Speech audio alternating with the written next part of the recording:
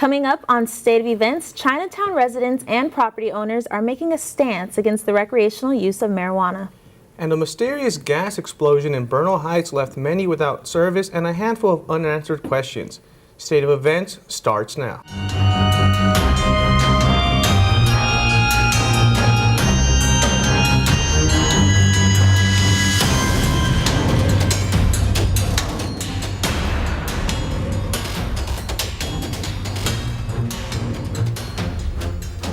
Welcome to State of Events. I'm Chris Carrion.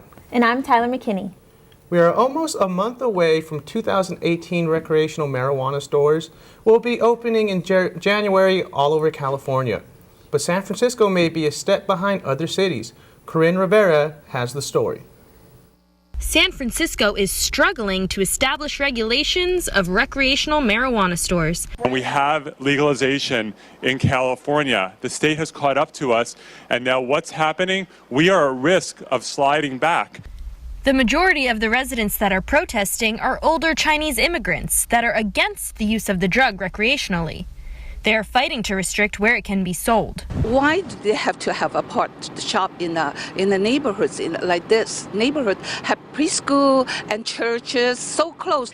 Protesters want retail stores and dispensaries to keep a 1,500-foot distance from schools and any other place minors may gather. Why can they impose on our children and schools like this? Are we in the United States or are we in a third world corrupt country?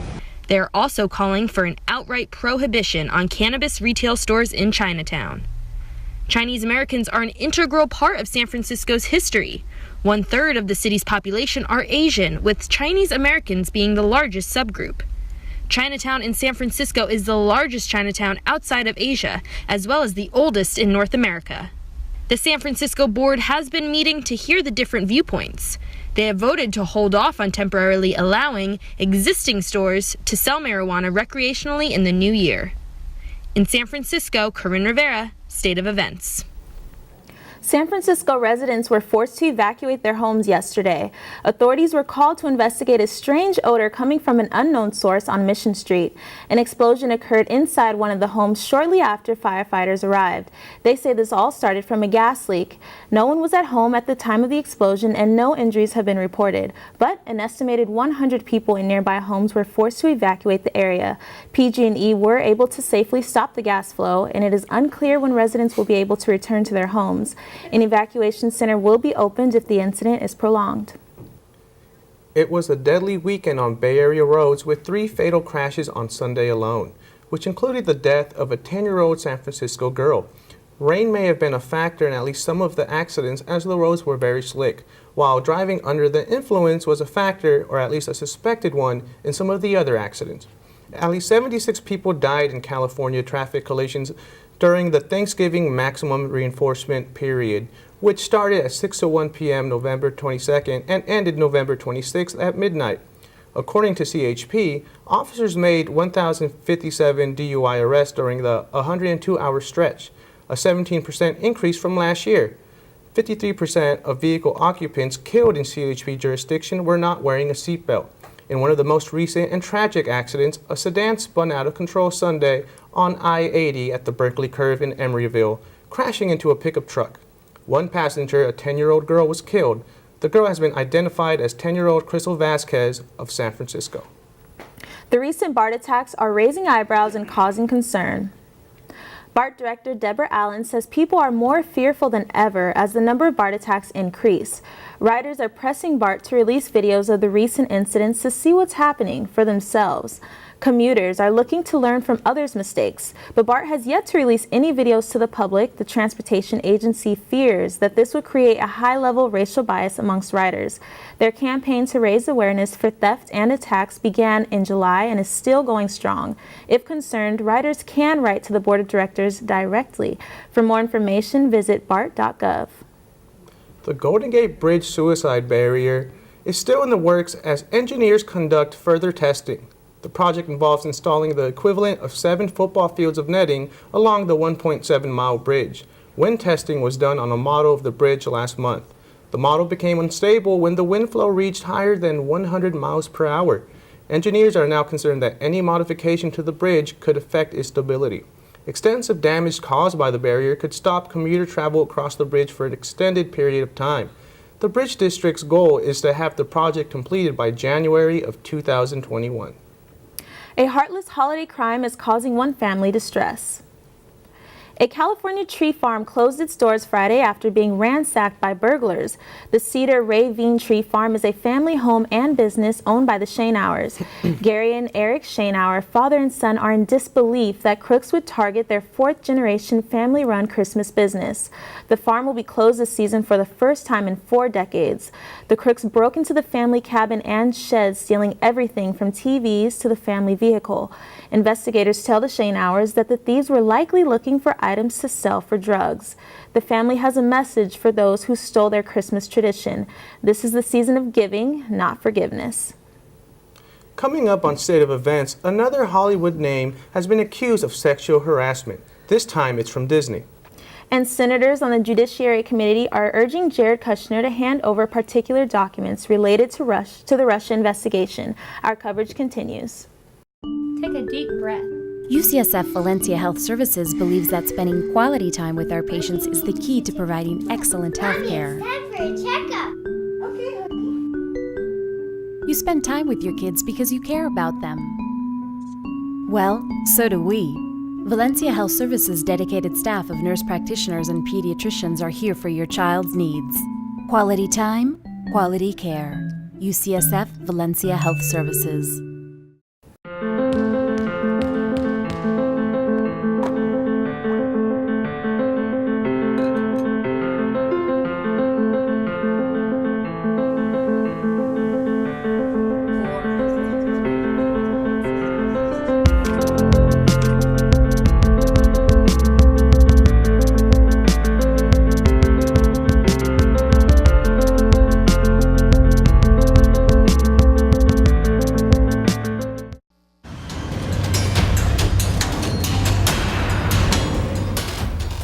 Welcome back to State of Events, and we hope you are enjoying your Tuesday afternoon.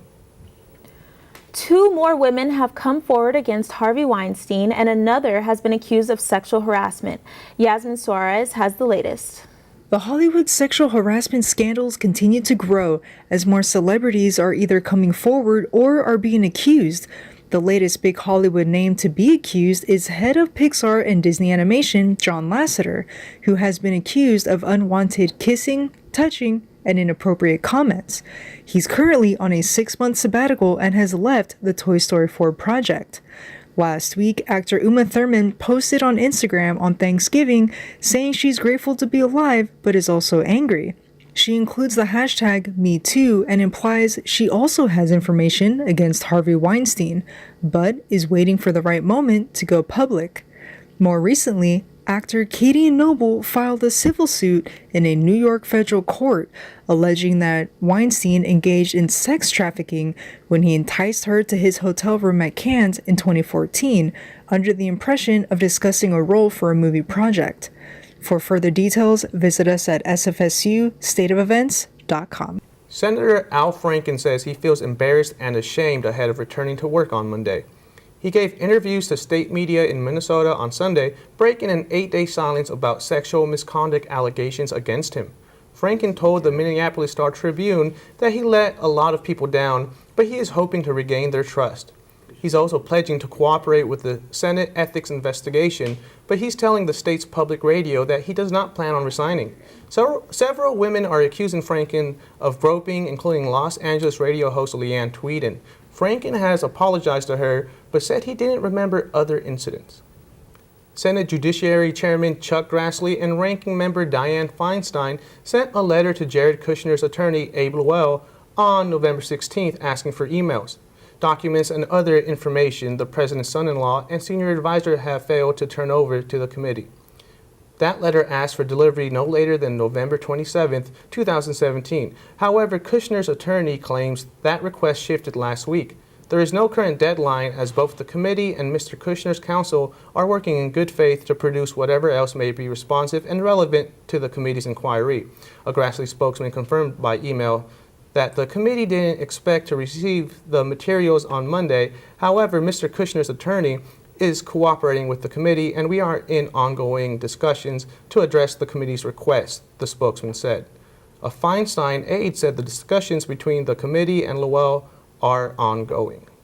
Protesters gathered in front of the Libyan embassy this weekend holding signs and chanting after footage of a Libyan slave auction was released. CNN captured footage of an auctioneer referring to migrants in Arabic as merchandise during a human slave auction. Tens of thousands of migrants, many of them from West Africa, Bangladesh, Somalia, Sudan, and Eritrea, are being held in camps and warehouses on the Libyan coast. When warehouses become overcrowded, they are sold. Migrants are being sold off for as little as $400 each. Libyan authorities have launched a formal investigation into slave auctions in the country following CNN's report. Libya agency officials say the investigation will continue to find and convict those responsible. They are also working hard to identify current locations of the migrants to bring them to safety. Next on State of Events, we'll take a look at some of the cyber deals. Shopping malls, movies, you name it, Black Friday is in full swing.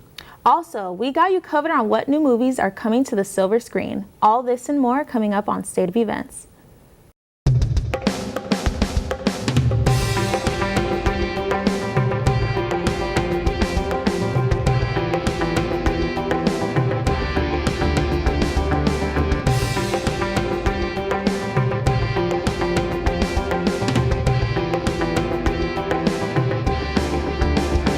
Personal growth, professional exposure. Child Family Health International. Let the world change you. For more info, visit cfhi.org.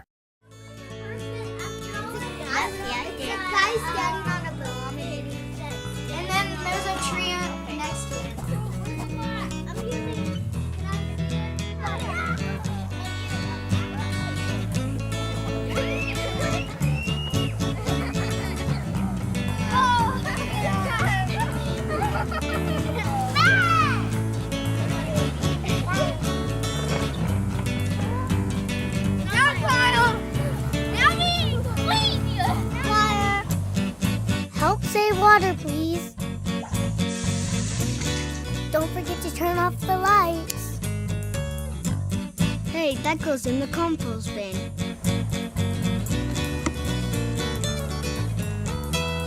Be sustainable. Be sustainable.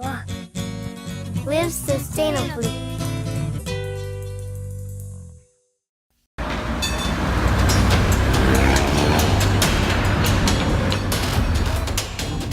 Another year is almost gone, and we all know what that means, Black Friday sales. But what do people do while they wait in the long lines for doors to open? Here's Lucia Cabrera with the details. Thanksgiving came soon, but also did Black Friday. The most famous stores during this Thanksgiving were filled with the biggest lines. Walmart, being one of the top stores to get more Black Friday shoppers, was ready for their doors to open. But in the meanwhile, what did many people do while waiting in line for hours? Many, or most of them, were on their phone, but not on their social media. No, they were online shopping for Black Friday.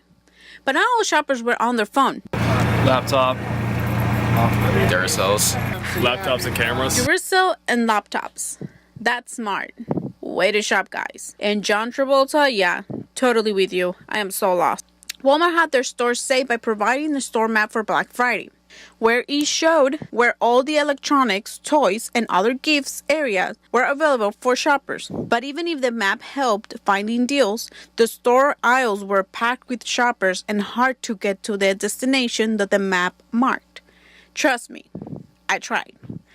But the reason why Walmart provided the maps and opened doors early at 6 p.m. on Thursday was because of their competition, Amazon. Amazon also provided with early Black Friday deals that had Walmart shoppers looking at their phones while waiting in line. As you can see, you don't have to wait in line during your Thanksgiving day to do your Black Friday sales when you know you're still going to be doing it on your phone. Reporting live in Hayward, I'm Lucia Cabrera, State of Events. Thanks so much, Lucia. That line was crazy. With Black Friday behind us, a record number of Americans are prepping for big deals online this Monday. This year, Cyber Monday is expected to be bigger than ever, with sales topping $3.3 billion.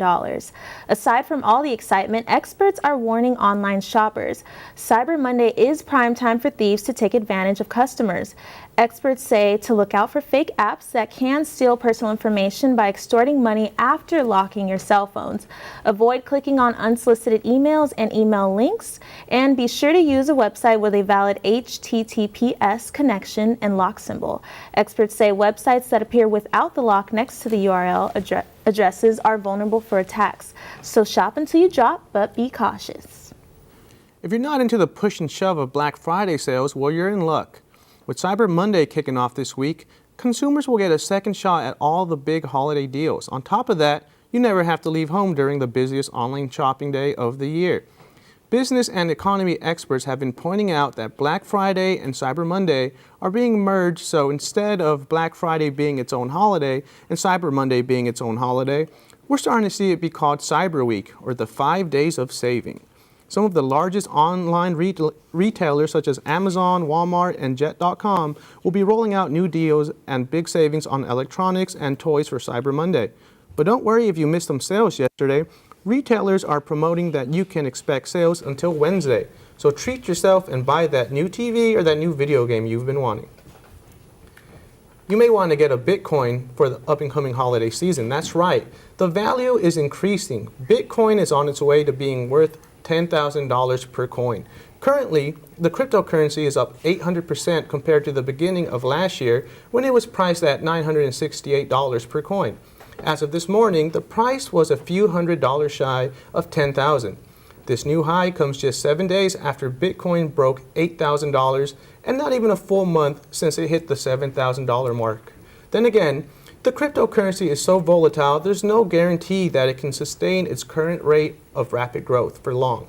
After all, remember it took more than 3 years for Bitcoin to recover from a major crash at the end of 2013 after it hit $1,000 for the first time. Financial pundits are split on the cryptocurrency, as some refer to it as a bubble. Meanwhile, others are saying it's the future of currency. Either way, Bitcoin is starting to become something that the mainstream consumer may want to keep an eye on. A Jedi sequel, monster love story, and a cappella sing-off, reporter Verani Kunservong has a sneak peek at what's coming to the big screen in December. Thanks, Tyler. Well, the holiday season is officially here, bringing headache, stress, and frustration. Why not take a break with a trip to the movies? Take a seat, grab some popcorn, because here's what's coming to theaters just in time for Christmas.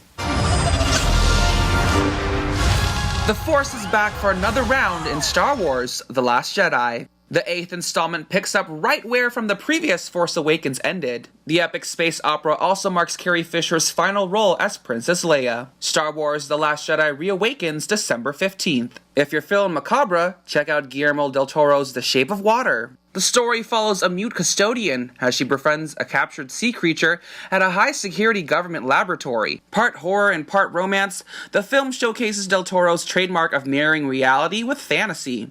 But don't expect a pale man to show up.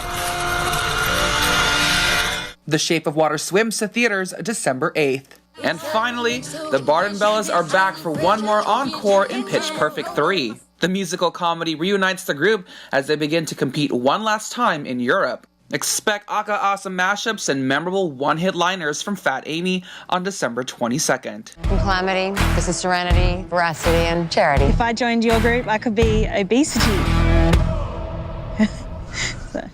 And if you want more information on tickets as well as other movie release dates, log on to SFSU stateofevents.com.